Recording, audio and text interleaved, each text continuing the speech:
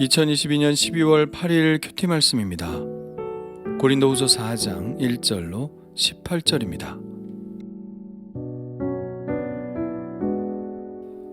그러므로 우리가 이 직분을 받아 긍휼하심을 입은 대로 낙심하지 아니하고 이에 숨은 부끄러움의 일을 버리고 속임으로 행하지 아니하며 하나님의 말씀을 혼잡하게 하지 아니하고 오직 진리를 나타내므로 하나님 앞에서 각 사람의 양심에 대하여 스스로 추천하노라.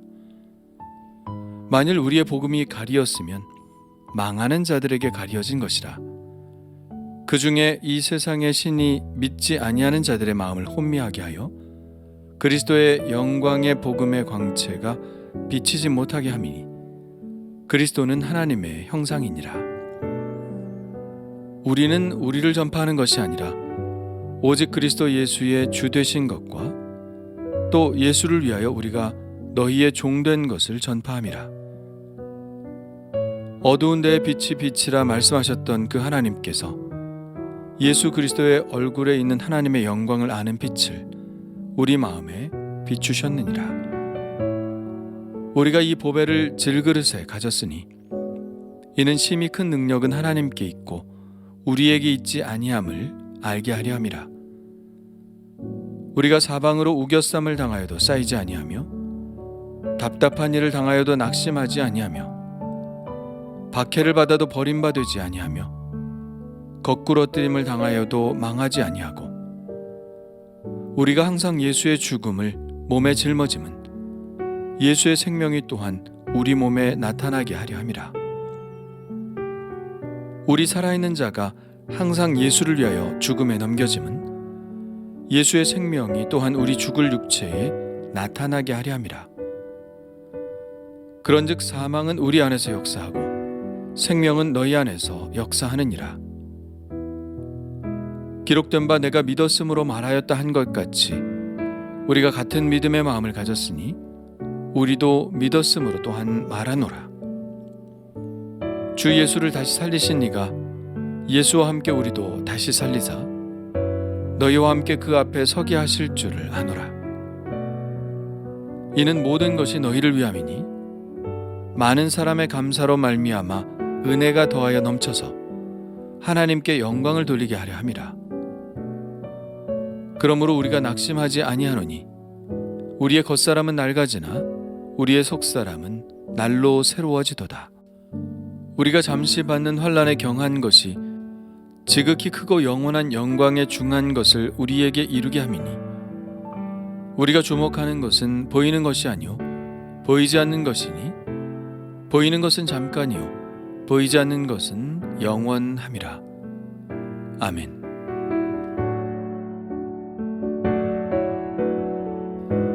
어제 말씀에 이어 바울은 계속해서 자신이 부여받은 직분에 관해 이야기합니다. 이 직분은 새 언약의 일꾼으로서의 직분이죠. 옛 언약의 직분은 율법의 조문을 전하는 것이라면 새 언약의 직분은 영을 전하는 직분입니다. 풀어서 말하자면 옛 언약의 일꾼은 사람들의 마음속에 율법을 심어주었다면 새 언약의 일꾼은 영을 심어주는 일을 합니다. 옛 언약은 모세가 주었다면 새 언약은 예수 그리스도로 말미암은 것이죠. 옛 언약은 새 것이 오면 없어질 것이지만 새 것은 영원한 것입니다. 그런데 옛 언약의 일꾼들은 예를 들어서 고린도 교회에 찾아와서 분란을 일으켰던 사람들은 영을 강조하는 사도 바울에 대해서 그것은 모호한 것이라고 비판합니다. 3절의 표현을 빌자면 너희가 전하는 복음은 가리어져 있다고 말하는 것이죠. 가리어져 있다는 것은 하나님의 계시로서 명확하게 인식될 수 없는 것이라는 말입니다. 그들의 말이 어떤 말인지는 알겠습니다. 사도 바울은 3장 3절의 말씀처럼 그가 전하는 복음이 먹으로 쓴 것이 아니요 하나님의 영으로 쓴 것이고 돌판에 쓴 것이 아니요 육의 마음판에 쓴 것이라고 하니 그들이 생각하기에는 모호하다고밖에 할 수 없겠죠. 그들은 율법, 곧 구약 성경을 해석하는 영광, 곧 그 광채만을 자랑했습니다. 그러나 바울은 복음은 결코 가려진 것이 아니라고 말합니다. 복음의 광채는 율법의 광채보다 훨씬 더 밝은 빛을 내며 사람들에게 비춰지고 있다고 말하죠. 어두운 데에 빛이 빛이라 말씀하셨던 그 하나님께서, 즉 창조의 빛을 비추신 하나님께서 예수 그리스도의 얼굴에 있는 하나님의 영광을 아는 빛을 우리 마음에 비추셨습니다. 사도 바울은 다메섹으로 가는 길에서 이 빛을 보았고 이 빛이 그 마음 안으로 들어왔습니다. 그리고 그 빛은 오직 예수 그리스도의 주 되신 것을 선포하는 바울의 선포 속에서 계속해서 사람들의 마음 안에 전달되며, 이 선포에 귀를 기울이는 사람들이라면 예수 그리스도 안에 나타난 하나님의 영광의 빛, 곧 하나님의 현재를 인식할 수 있다는 것입니다. 다만 그들이 예수 그리스도의 복음 안에 나타난 하나님의 영광의 광채를 보지 못한다면 그것은 망하는 자들에게 가려진 것이고, 그 이유는 이 세상의 신이 믿지 아니하는 자들의 마음을 혼미하게 하여 그리스도의 영광의 복음의 광채가 비치지 못하게 하기 때문일 뿐이라고 말합니다. 좀 어렵게 써 있지만 바울이 말하고자 하는 것은, 그들은 복음이 모호하다고 말하지만 예수 그리스도의 영광의 빛을 경험한 바울과 그리스도인들에게 복음은 그 무엇보다도 확실한 하나님의 현존의 증거인 것이죠. 하나님은 그들이 주장하는 바처럼 율법을 읽고 해석하는 것을 통해서 인식되는 것이 아니라 복음을 받아들일 때 우리 안에 들어오신 성령의 임재 속에서 항상 가장 확실하게 인식되는 것이고, 늘 우리 안에서 성령을 통하여 말씀하심으로 현존하신다는 것입니다. 그러니 복음을 통해서 인식된 하나님의 현재는 그들이 말하는 것처럼 결코 모호한 것이 아니며 더 이상 확실하다고 말할 수 없는 가장 확실한 하나님의 현존인 것이죠. 그리고 그 하나님의 현존이 드러나는 또 하나의 가장 중요한 지점은 바로 그리스도인들이 받는 고난입니다. 예루살렘에서 온 전도자들이 자신들의 사도성을 강조하기 위해 자랑하는 것들은 맨 처음 말한 추천서가 대표적인 것이고, 또 방금 말한 구약 성경의 해석의 광채가 그중 또 한 가지이고, 또 있다면 그것은 그들의 능력입니다. 그들은 사도 바울의 연약함에 대해서 이야기하면서 바울을 공격했죠. 바울은 외양도 변변치 못했고 말솜씨도 어눌하기 짝이 없었습니다. 그래서 바울은 그것에 대해 이야기하기 위해 오히려 자신의 약함에 대해서 이야기를 꺼내죠. 7절에 자신은 질그릇 같은 존재라고 합니다. 사방으로 우겨쌈을 당하고 답답한 일을 당하며 박해를 받고 거꾸러뜨림을 당하는 그런 연약함 가운데 있는 사람이라는 것이죠.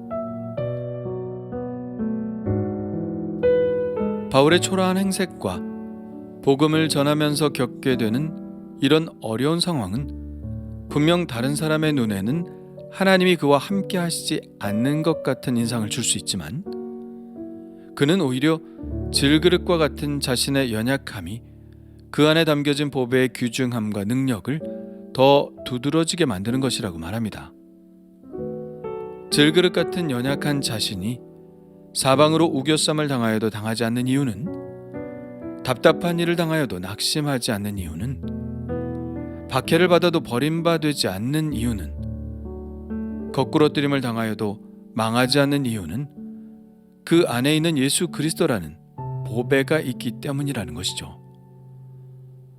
그러므로 그들이 가졌다고 하는 능력은 자신에게는 없고 그저 연약함만을 지니고 있지만, 그것이 오히려 자신과 함께 하시는 하나님의 현존을 드러나게 하는 것이라고 말하고 있는 것입니다. 그가 믿는 바 하나님의 능력은 약한 것에서 드러납니다. 고린도전서에서 바울은 이렇게 말합니다. 유대인은 표적을 구하고 헬라인은 지혜를 찾으나 우리는 십자가에 못 박힌 그리스도를 전하니 유대인에게는 거리끼는 것이요 이방인에게는 미련한 것이로되 오직 부르심을 받은 자들에게는 유대인이나 헬라인이나 그리스도는 하나님의 능력이요 하나님의 지혜니라. 바울이 발견한 능력은 십자가 곧 예수의 죽음에 있었죠. 가장 극한 연약함 가운데 죽어가신 예수님의 죽음에서 가장 놀라운 하나님의 능력이 나타났으니까요. 그래서 바울도 그렇게 살기로 한 겁니다. 우리가 항상 예수의 죽음을 몸에 짊어짐은 예수의 생명이 또한 우리 몸에 나타나게 하려 함이라. 우리 살아있는 자가 항상 예수를 위하여 죽음에 넘겨짐은 예수의 생명이 또한 우리 죽을 육체에 나타나게 하려 함이라. 바울의 믿음은 분명합니다. 능력은 나에게 있는 것이 아니라 내가 죽을 때, 내가 그리스도를 위하여 연약해질 때 하나님께서 주시는 선물이 바로 능력이라는 것이죠. 이것이 바로 바울이 복음을 전하면서 수많은 어려움에 직면해도 낙심하지 않는 이유입니다. 겉사람이 낡아지는 것, 연약해지는 것, 무능한 것처럼 보이는 것, 질글 같은 존재가 되는 것, 그것은 복음을 전하면서 얼마든지 있을 수 있는 일이라는 것입니다. 그러나 정말 중요한 것은 그렇게 겉으로 드러나는 약함이 아니라 날로 새로워지는 속사람이죠. 죽음에 넘겨지면 넘겨질수록, 박해를 받으면 받을수록, 거꾸로 뜨림을 당하면 당할수록 그러한 죽음 속에서 다시 부활하시고 또 부활하시는 예수 그리스도의 능력을 경험하게 되니 속사람은 더 강해지고 새로워지는 것이죠. 그렇게 본다면 그가 겪는 환난은 아주 가벼운 것이라 할 수 있습니다. 앞으로 그가 얻게 될 영원한 영광의 무게에 의하면 아무것도 아닌 것이죠. 그가 이렇게 느끼는 것은 그의 비전이 너무나 분명하기 때문입니다. 그가 추구하는 삶은 이 세상이 아니라 영원한 하나님의 나라의 가치이기 때문입니다. 그는 이렇게 말합니다. 우리가 주목하는 것은 보이는 것이 아니요 보이지 않는 것이니 보이는 것은 잠깐이요 보이지 않는 것은 영원함이라. 복음을 위한 삶은 현실의 영광을 위한 것이 아닙니다. 5절에 그는 복음의 삶에 대해 이렇게 말합니다. 우리는 우리를 전파하는 것이 아니라 오직 그리스도 예수의 주 되신 것과 또 예수를 위하여 우리가 너희의 종된 것을 전파함이라. 예수를 전파하는 삶의 다른 측면은 예수님처럼 다른 사람들의 종이 되는 것입니다. 그리고 그 종됨의 어려움을 겪는 삶이죠. 그렇기 때문에 바울의 삶은 언제나 연약해 보였을 것입니다. 그러나 그러는 사이 바울의 속사람은 누구보다도 더 강해져 갔죠. 매일 그의 안에서 예수의 죽음과 부활이 반복적으로 일어났으니까요. 나는 날마다 죽노라 라고 고백하는 사람 안에는 날마다 예수 그리스도의 부활이 일어나는 것이니까요. 그리고 보이지 않는 영원한 영광에 중한 것은 그저 막연히 바라는 자에게 이루어지는 것이 아니라 그렇게 이 세상에서 그리스도를 위하여 고난의 삶을 살아감으로 그리스도와 매일 결합된 삶을 살아가는 사람들이 얻게 되는 구체적인 열매라는 것을 바울은 이야기하고 있는 것입니다. 그렇다면 나는 무엇을 추구하고 살아가고 있나요? 겉사람인가요? 속사람인가요? 보이는 것인가요? 보이지 않는 것인가요? 나의 능력인가요? 하나님의 능력인가요?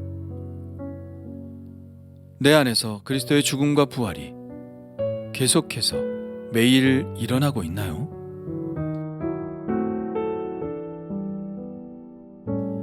주님 감사합니다. 복음 안에 나타난 예수 그리스도의 영광의 광채를 보게 하시니 감사합니다. 그리고 제 안에 들어오셔서 성령의 빛을 비춰주시니 감사드립니다. 세상 사람들은 자기가 얼마나 능력이 있는지를 자랑하지만 우리는 오히려 약함을 자랑하게 하여 주옵소서. 나의 약함을 통해 드러나시는 주님만 자랑하게 하옵소서. 그저 매일 죽게 하시고 그럼으로써 예수 그리스도께서 내 안에서 늘 부활하시는 삶을 살게 하옵소서. 예수님의 이름으로 기도합니다.